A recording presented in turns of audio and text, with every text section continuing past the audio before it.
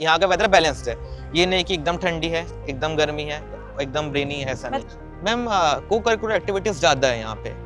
मतलब अगर हमें इंटरेस्ट है तो हम अपनी उस पैशन को, हॉबी को आगे लेके जा सकते हैं। बांग्लादेशी टीचर है, उन्हें हिंदी आती है, सो वो पूरा ऐसा लगता है कि हम इंडिया में ही पढ़ रहे हैं। फिजियोलॉजी भी जो मैं पढ़ाते डॉक्टर राशिन सर है, वो इंडिया से है। काजल मैम, प्रशांत सर, जितनी भी की टीम है, उनके साथ रह के ऐसा हमें नहीं लगा कि हम अकेले, हमें कुछ प्रॉब्लम हुई, हमें यूनिवर्सिटी हुई, एकेडमिक हुई, पर्सनल हुई, प्रोफेशनल हुई, जो भी हुई, हमें बस मैम को फ़ोन करना पड़ता है एंड देन हमारी प्रॉब्लम सॉल्व हो।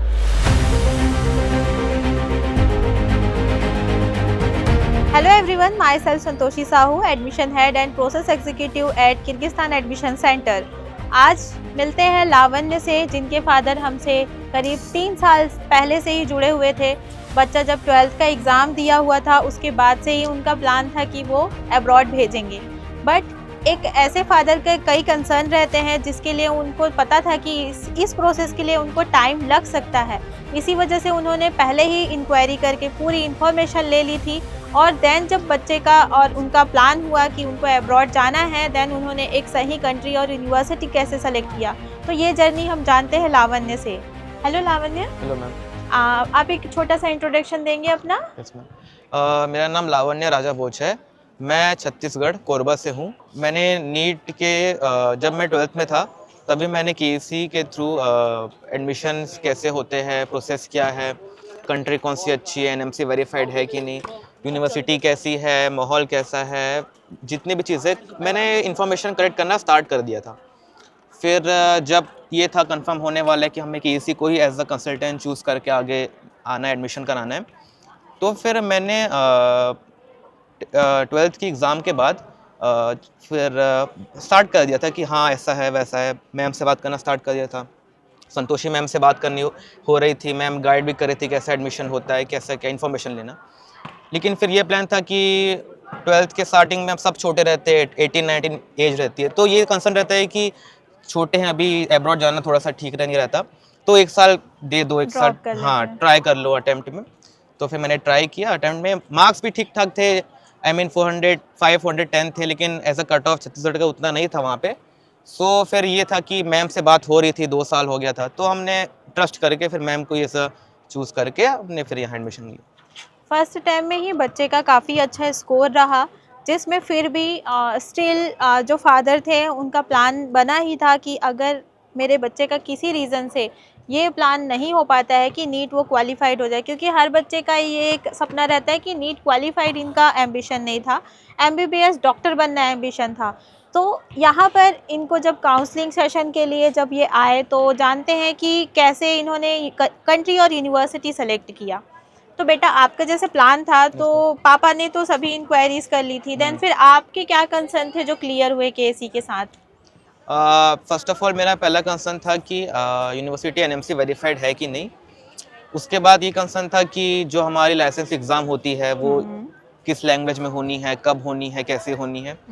उसके बाद ये था कि जो यूनिवर्सिटी हम जा रहे हैं उस यूनिवर्सिटी में जो टीचर्स हैं, फैकल्टीज़ इंडियन होने चाहिए, क्योंकि मोस्टली यूनिवर्सिटीज़ में फॉरेन फैकल्टीज़ पढ़ाते हैं जिनका हमें समझ में नहीं आता, हम ना हम समझ सकते। फिर मेन मोस्ट इंपॉर्टेंट था एफएमजी जो कोचिंग है, एफएमजी पासिंग क्राइटेरिया है, वो इस यूनिवर्सिटी का एज कम्पेयर टू कैसा है। उसके बाद जो फैकल्टीज़ है, जो भी बाहर से हैं, जो इंडियन है, उनका कोऑपरेशन स्टूडेंट के खिलाफ कैसा है, वो सब मेरा कंसर्न। जैसे आपने ये कंट्री के यूनिवर्सिटी का पॉइंट्स बताया, इससे पहले जैसे फर्स्ट काउंसलिंग में आप कनेक्ट हुए थे तो आपका रशिया का भी था प्लान, पापा का, क्योंकि सर से जब बात हुई थी तो वो रशिया भी बोले हुए थे। देन फिर कैसे आपने रशिया टू किर्गिस्तान मूव किया? ऐसे क्या पॉइंट्स आपको दिखे कि नहीं, रशिया के बजाय मुझे किर्गिस्तान में बेटर ऑप्शन मिल पा रहा है? So first of all ma'am, Russia का सीन था कि फर्स्ट ऑफ ऑल वहाँ का कोर्स, शायद जब मैम से बात हुई थी, काजल मैम से, उन्होंने कहा 6 ईयर्स का एक्सटेंड है। ऊपर से वहाँ पे वेदर कंडीशन थोड़ी सी बहुत एक्सट्रीम होती है, कोल्ड वगैरह, और हॉस्टल वगैरह था कि वहाँ पे बॉयज़ और गर्ल्स शायद एक ही बिल्डिंग में रहते हैं, वो कंसर्न, बॉयज़ और गर्ल्स एक ही बिल्डिंग में रहते हैं, वो कंसर्न था कि ये थोड़ा सा सिक्योरिटी रीज़न के वाइज। और उसके बाद रशिया में ये था कि जितनी भी यूनिवर्सिटीज़ थी, बहुत यूनिवर्सिटीज़ थी वहाँ, बहुत यूनिवर्सिटीज़ हैं, लेकिन एज अ बजट फ्रेंडली जो यूनिवर्सिटी है, जो उस लेवल में, जो रशिया में 35 लाख की यूनिवर्सिटी है, वो यहाँ 20 लाख में उस लेवल का जो अपना है आउटपुट देती है, तो ये बेस्ट लगा कंट्री। ओके, सो बजट की बात की आपने, तो जैसे कि इस यूनिवर्सिटी में जिस बजट में आप पढ़ाई कर रहे हो, तो यहाँ ऐसे लगता है क्योंकि पेरेंट्स को कि बजट इतना ही है मैम, तो सब कंप्रोमाइजिंग चीज़ें मिलती होंगी, जैसे खाना हो हम्म। गया या फिर पढ़ाई का स्टैंडर्ड, तो उस पे आपका क्या कहना है? फर्स्ट ऑफ ऑल बजट के हिसाब से जो यहाँ का जो यूनिवर्सिटी प्रोवाइड कर रही है वो बहुत ज़्यादा है, क्योंकि बजट हमारा लगभग 20.5 लाख के आसपास है, वन टाइम पेमेंट हमने कराया है। तो सो यहाँ पे फर्स्ट ऑफ ऑल जो फूड है मेस का वो इंडियन है, जो कि रशिया में मोस्टली नहीं मिल रहा है। एंड इसके बाद यहाँ पे जो हॉस्टल्स वगैरह है प्रॉपर अच्छे से इक्विप्ड है, फर्नीचर हमें मिलते हैं, बेड्स हमें है, bedsheets, pillow covers etcetera, heaters वगैरह सब है। एंड मेस फैसिलिटी जो है, लंच डिनर हमें मिलता है, ब्रेकफास्ट मिलता है। तो मैम एज अ रशिया के खिलाफ, जो कि रशिया में भी पता किया था हमने कैसा मैथ से कैसा है, तो उसके खिलाफ से ये बेस्ट है। ओके।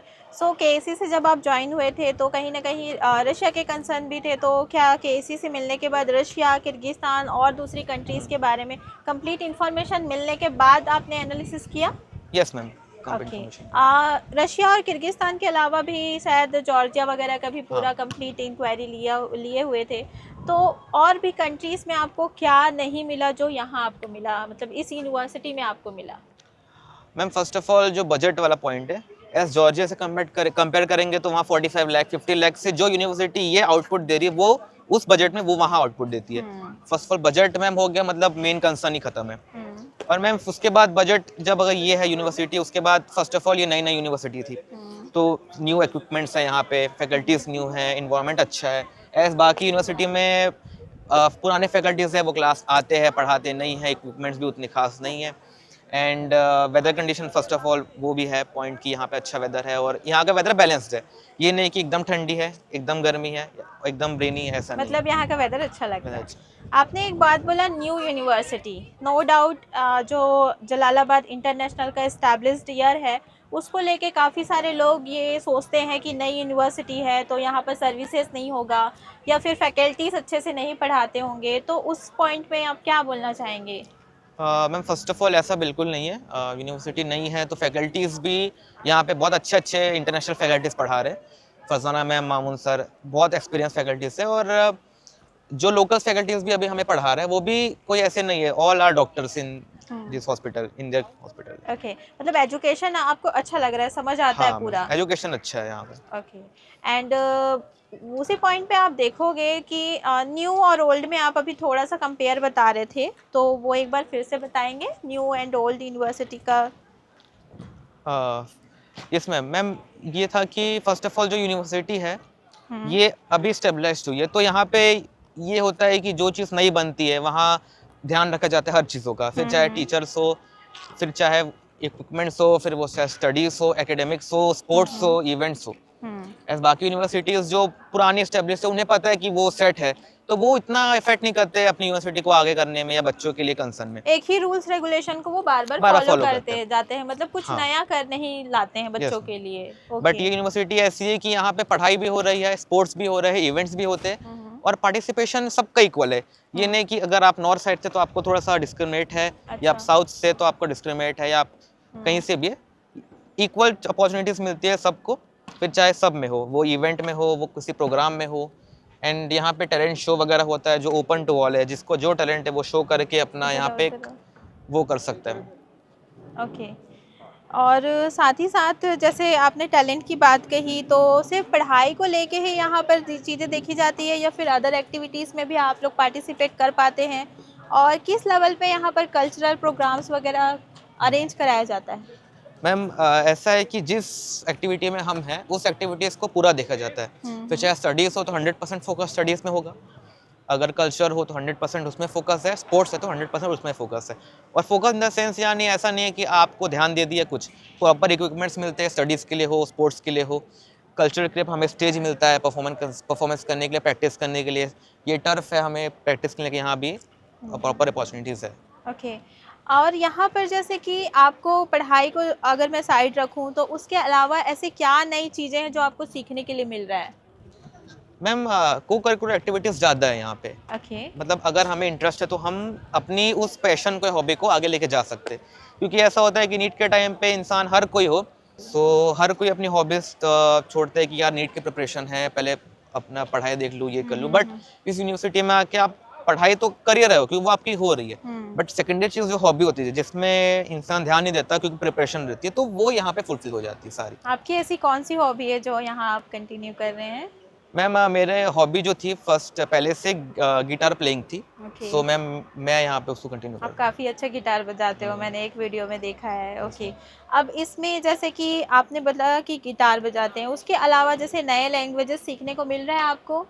हाँ मैम, यहाँ की जो लोकल लैंग्वेज है किर्गिज़ वो सिखाते, हमारी वहाँ क्लास होती है, प्रॉपर टीचर है, एग्ज़ाम्स होते हैं, एंड रशियन, क्योंकि ये रशियन कल्चर की चीज़ ज़रा मतलब जो किर्गिस्तान रशियन से थोड़ा सा है इन्फ्लुएंस, तो इंडो रशियन कंट्री है, सो यहाँ रशियन में सिखाते हैं ताकि आप कहीं अटके ना।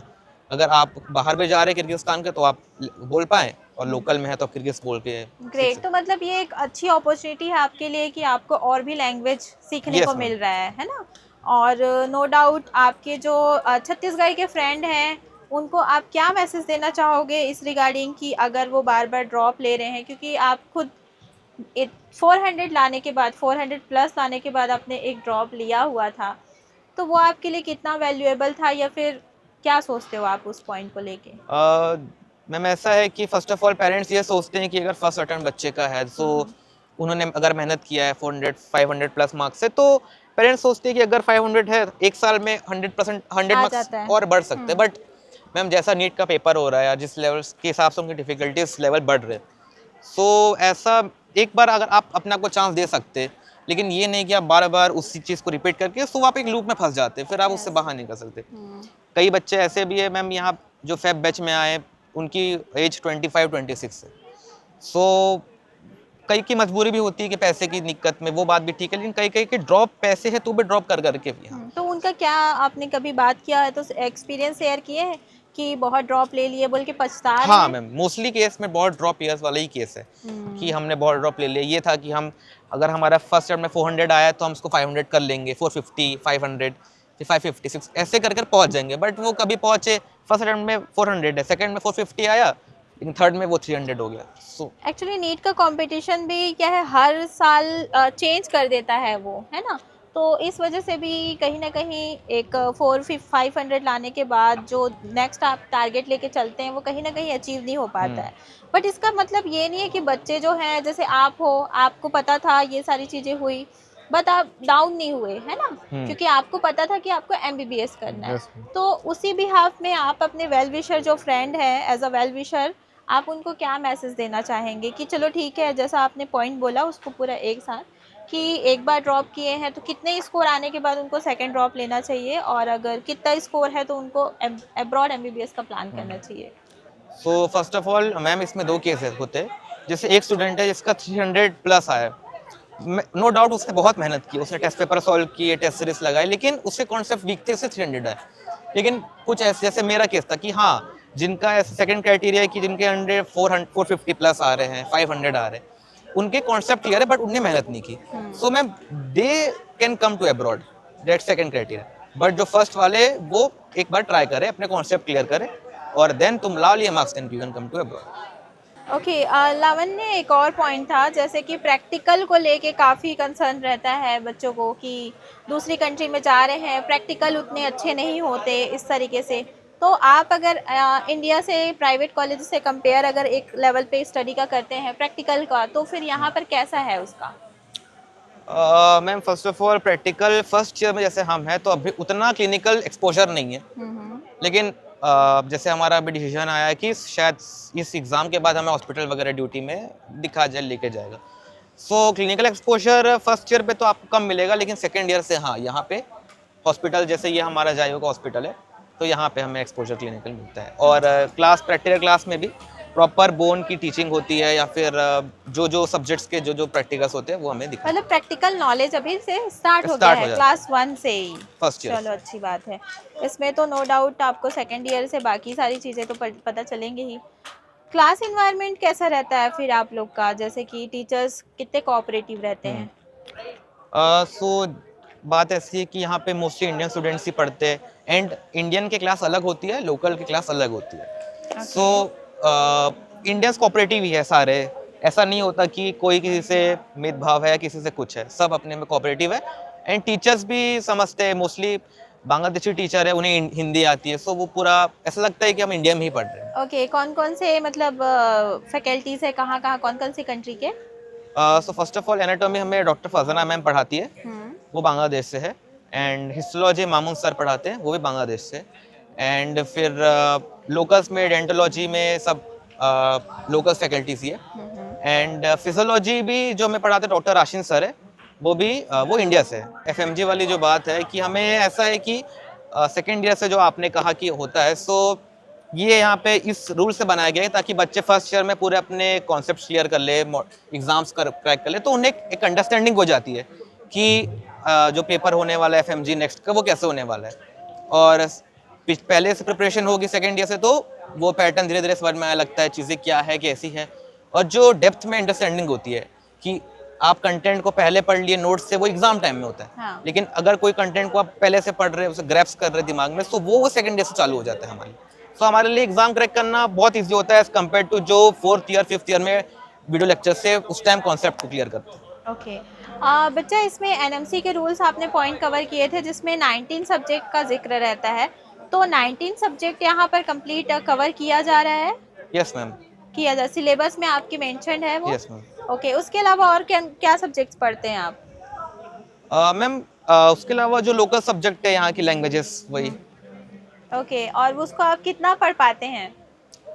मैम देखा जाए तो हाँ, थोड़े से समझने में दिक्कत होती है, स्टार्टिंग में। सो अभी तो 7-8 महीने हो गए, लेकिन ये है कि हाँ, आप पूरा उसको अभी तक मैं एज अ स्टूडेंट नहीं सीख पाया, थोड़ा सा उसमें ये है कि कुछ चीज़ें समझ में आती है, कुछ अभी तक नहीं आती है। तो मैम हम ट्राई करते हैं हमेशा समझने का, या फिर रशियन में बात करने का टीचर से। ओके, और कितना सीख पाए आप लैंग्वेज अभी? मैम रशियन किर्गिज अगर देखा जाए तो 50-50 मोस्टली सीख गए मैम। सीख गए हैं, यहाँ लोकल से बात करने में दिक्कत नहीं होती है? नहीं होती है मैम, एज अ बेसिक जो होता है इंग्लिश में हाय हेलो कैसे हो, ये हम किर्गिज रशियन में बोल सकते हैं, जो कि बेसिक कन्वर्सेशन स्टार्ट करने के लिए हमें लगता है। लावण्य, जैसे अब्रॉड प्लान करने वाले बच्चों का कई लोगों का डर रहता है कि वहाँ जाने के बाद हम वहाँ का लैंग्वेज सीखने में हमें दिक्कत होगा या फिर हम सीख पाएंगे कि नहीं, तो इस पर आप क्या बोलना चाहते हो? आप कितने कंफर्ट हो यहाँ लैंग्वेज सीखने के लिए? मैम फर्स्ट ऑफ ऑल ऐसा हमें एक्स्ट्रा नहीं करना पड़ता लैंग्वेज सीखने के लिए कि घर से हमें वीडियोस देखे कि रशियन कैसे होती है किर्गिज। यूनिवर्सिटीज़ में प्रॉपर ये अरेंजमेंट है कि हमें सिखाया जाता है, एज एकेडमिक क्लासेस से हट के हमारे रशियन लैंग्वेजेस होती है, उनकी क्लास होती है, सो ईजी होता है हमें सीखना कोई भी लैंग्वेजेस को यहाँ पे। एंड आपके जो दोस्त हैं, आप एलन में भी पढ़े हुए हो राइट, तो आपके जो ऐसे फ्रेंड्स हैं जिसने आपने 2 फेस और 2 क्राइटेरिया बताया, अगर वो फेस में वो हैं तो क्या वो हमें केसी से एक बार काउंसलिंग लेने के लिए आप उनको सजेशन देंगे as a well wisher? Yes ma'am, अगर वो सेकंड क्राइटेरिया में फॉल करते हैं जिनका केस है कि 450 plus 500, so definitely they can come to KC and वो मैम या सर उनको कर सकते हैं, गाइड कर सकते हैं कि किस यूनिवर्सिटी में जाना है, कौन सी कंट्री आपके लिए बेस्ट है, स्पेशली आपके बजट के हिसाब से, क्योंकि बजट कंसर्न ही मेन पेरेंट्स का रहता है कि किस बजट में हमको एमबीबीएस की पढ़ाई करवाना है। Okay, great. एंड केसी की जो सर्विसेज हैं जो अभी तक मिली है आपको और जो आपको लगता है उसमें 10 आउट ऑफ में कितना देना चाहेंगे? Ma'am 10 out of 11। 10 out of 11, okay. Any one reason? Ma'am first of all जो सबसे बड़ा रीज़न होता है कि हमें सपोर्ट चाहिए रहता है, क्योंकि पेरेंट्स यहाँ है नहीं, एंड आपके फ्रेंड्स आपको एक लेवल तक सपोर्ट कर सकते हैं, दोस्त एक लेवल तक, लेकिन as a mother as a father हमें वो सपोर्ट ऐसा लगता है कि यहाँ नहीं मिल सकता क्योंकि पेरेंट्स नहीं। But Kajal ma'am, Prashant sir, जितनी भी केसी टीम है, उनके साथ रह के ऐसा हमें नहीं लगा कि हम अकेले हमें कुछ प्रॉब्लम हुई, हमें यूनिवर्सिटी हुई, एकेडमिक हुई, पर्सनल हुई, प्रोफेशनल हुई, जो भी हुई, हमें बस मैम को फ़ोन करना पड़ता है एंड देन हमारी प्रॉब्लम सॉल्व हो जाती है। ठीक है, लावण्य की जर्नी जानने के बाद आप लोगों को पता होगा कि ये बच्चा जो था कम्प्लीटली पढ़ाई में फोकस था, साथ ही साथ उसको पता था कि प्लान बी में वो अब्रॉड भी लिया हुआ है। तो सोचिए, पूरे 3 साल की इन्होंने जर्नी में पूरे रिसर्च भी अपना कंटिन्यू रखा, अपनी पढ़ाई भी कंटिन्यू रखा, और इन्होंने प्रयास भी किया है कि नीट में उसके बहुत अच्छे मार्क्स आए, और 400 प्लस मार्क्स बहुत कम नहीं है। उसने बहुत अच्छे से ट्राई किया था, और नो डाउट मुझे भरोसा है कि जो लावण्य हैं अब एक टाइम पे अपने एफएमजी या फिर नेक्स्ट की अचीवर्स जो रहेंगे उसके टॉप अचीवर्स में इनका नाम दर्ज होगा। Wish you all the very best Lavanya. So first of all जो मैम ने कहा कि रिसर्च वाली बात थी कि 3 साल से पढ़ाई थी और रिसर्च जो चल रही थी, वो तो मैं सबसे पहले थैंक्स अपने पापा को देना चाहता हूँ कि उन्होंने उन्हें पता था कि एडमिशन 3 साल बाद होने का है, तो लेकिन उन्होंने ये नहीं सोचा कि एडमिशन 3 साल बाद होगा तो मैं उस टाइम में उसी समय देखूंगा कि क्या चीज़ है, कैसा क्या है। उन्होंने पहले से ही बहुत रिसर्च की, हर कंट्रीज़, हर यूनिवर्सिटी, इवन केसी तो कंसल्टेंट बाद में पता चला, बाकी कंसल्टेंट से भी उन्होंने पता किया था कि कैसी यूनिवर्सिटी में कौन कैसा है। सो उन्हें सबसे पहले मैं देना चाहता था। एंड फिर केसी से जुड़ने से पहले भी कि कुछ कहीं से बात हुई थी, लेकिन पता चला कि वो फ्रॉड थे। उन्होंने एडमिशन कराया, पैसे फर्स्ट ऑफ ऑल पैसे ले लिए, देन वीज़ा भेजा, वो भेजा, लेकिन वो जब एडमिशन लेटर भेजा वो फेक निकला। यूनिवर्सिटी ने, ऐसी कोई यूनिवर्सिटी थी नहीं वहाँ पे जहाँ का एड्रेस था वहाँ पे। और ये बहुत ऐसा नहीं था कि ये कोई पुराना केस था, ये अभी अभी जब एडमिशन करा रहे थे उस टाइम का ही केस था। सो ऐसा था कि ये चीज़ें हो रही थी। तो अब्रॉड का ये सीन था कि थोड़ा सा रिस्की भी था, क्योंकि इतनी रिसर्च करने के बाद, इतने पैसे के बाद अगर आपको एडमिशन नहीं मिला, आपको लेटर मिला, एडमिशन लेटर कंसल्टेंट के थ्रू, और वो यूनिवर्सिटी वहाँ है ही नहीं, सो वो होता है कि ये एक रिस्क होता है। लेकिन जब केसी से हमने जुड़ा, हमने बात की, तो वो हमें था कि ये कभी नहीं हो सकता। भले हमारे साइड से प्रॉब्लम होगी, लेकिन मैम सर के साइड से कभी प्रॉब्लम नहीं होती, ना कभी होगी। सो ये मैं मैम को कहना चाहता हूँ। और संतोषी मैम को मैं थैंक्स देना चाहता हूँ कि उन्होंने एज अ अपना बेटा समझ के मुझे गाइड किया हर बार, फर्स्ट जो एडमिशन के टाइम से लेके अभी तक। एंड मैं होप करता हूँ कि मैम आगे भी ऐसे ही गाइड करेगी। बस, थैंक यू।